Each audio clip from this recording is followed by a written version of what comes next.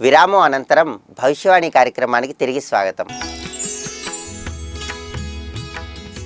ఇప్పుడు సమస్య పరిహారం అనే శీర్షికన మన నిత్య జీవితంలో రకరకాల సమస్యలు ఎదురవుతుంటే ఆ సమస్యల నుండి తొందరగా సులభంగా బయటపడటానికి ఎటువంటి ప్రత్యేకమైన పరిహార మార్గాలు పాటించాలో పరిశీలిద్దాం.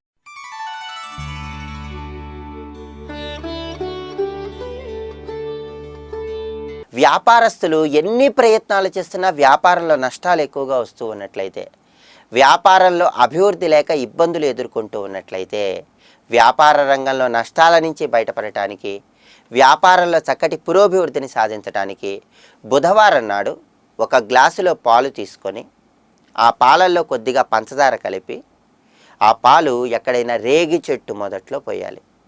పచ్చి పాలు పోస్తే ఇంకా ఉత్తమమైన ఫలితాలు కలుగుతాయి.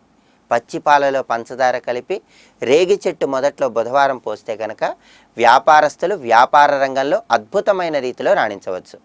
అలాగే ఎన్ని ప్రయత్నాలు చేస్తున్నా విదేశాలకు వెళ్ళాలన్న కోరిక నెరవేరక ఇబ్బందులు ఎదుర్కొంటున్న వాళ్ళు ఎవరైనా సరే విదేశీ గమన ప్రయత్నాలలో ఆటంకాలను నివారింపజేసుకోవటానికి ఆదివారం నాడు సరస్వతీదేవిని తెల్లటి పుష్పాలతో పూజించి, దుర్గాదేవిని ఎర్రటి పుష్పాలతో పూజించి ఆ తర్వాత ఎక్కడైనా దేవాలయంలో పుట్టల దగ్గరకు వెళ్ళాలి. పుట్టల దగ్గరకు వెళ్ళి ఆ పుట్ట దగ్గర ఒక నిమ్మకాయ, ఒక దానిమ్మకాయ, ఒక ఉసిరికాయ ఉంచి పుట్ట చుట్టూ 4 ప్రదక్షిణాలు చేయాలి.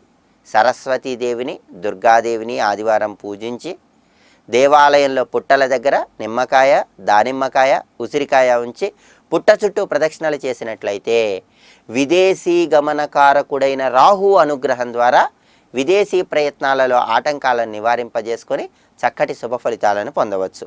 అలాగే ఉద్యోగంలో మీరు పనిచేసే చోట సహచరుల వల్ల ఎప్పుడు ఇబ్బందులు ఎదురవుతూ ఉన్నట్లయితే, సహచరులు మీ అభివృద్ధికి అడ్డం పడుతూ ఉన్నట్లయితే, అలాగే ఉద్యోగంలో పై అధికారులు ఎప్పుడు మిమ్మల్ని కోపగించుకుంటూ ఉన్నట్లయితే ఈ సమస్యల నుండి బయటపడటానికి ఒక సులభమైన పరిహార మార్గం ఉంది. మీరు ప్రతిరోజు రాత్రి నిద్రించే సమయంలో మీ తలగడ క్రింద 2 రూపాయల బిళ్ళలు 2 ఉంచుకోండి. ఉదయం నిద్ర లేవగానే ఆ 2 రూపాయల బిళ్ళలు ఎవరైనా పేదవాళ్ళకు కానీ పని వాళ్ళకు కానీ ఇవ్వండి. ఇలా వరుసగా 8 రోజుల పాటు చేయండి.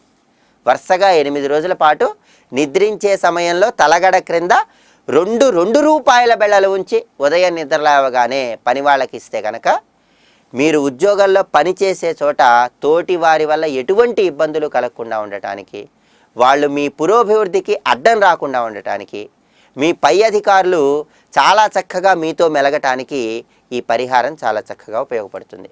అదేవిధంగా ఎవరైనా సరే ఆకస్మికంగా సమస్యలు వచ్చినట్లయితే, అనుకోకుండా ఏదైనా సమస్య వచ్చినట్లయితే వెంటనే నారాయణ నారాయణ నారాయణ అని 3 సార్లు అనుకోవాలి. అలా 3 సార్లు అనుకున్నాక రావి చెట్టు దగ్గరకు వెళ్ళాలి. రావి చెట్టు చుట్టూ శ్రీరామనామాన్ని జపిస్తూ 11 ప్రదక్షిణాలు చేయాలి. నారాయణ నారాయణ నారాయణ అనుకొని రావి చెట్టు దగ్గరికి వెళ్ళి శ్రీరామనామాన్ని జపిస్తూ ప్రదక్షిణలు చేసినట్లయితే మీకు అనుకోకుండా వచ్చినటువంటి ఒక సమస్యకు వెంటనే చక్కటి పరిష్కార మార్గం లభిస్తుంది. ఇవి ఈనాటి భవిష్యవాణి కార్యక్రమంలో ముఖ్యమైన అంశాలు. రేపటి భవిష్యవాణి కార్యక్రమంలో మళ్ళీ కలుసుకుందాం. అంతవరకు సెలవు. సర్వే జనాః సుఖినో భవంతు. స్వస్తి.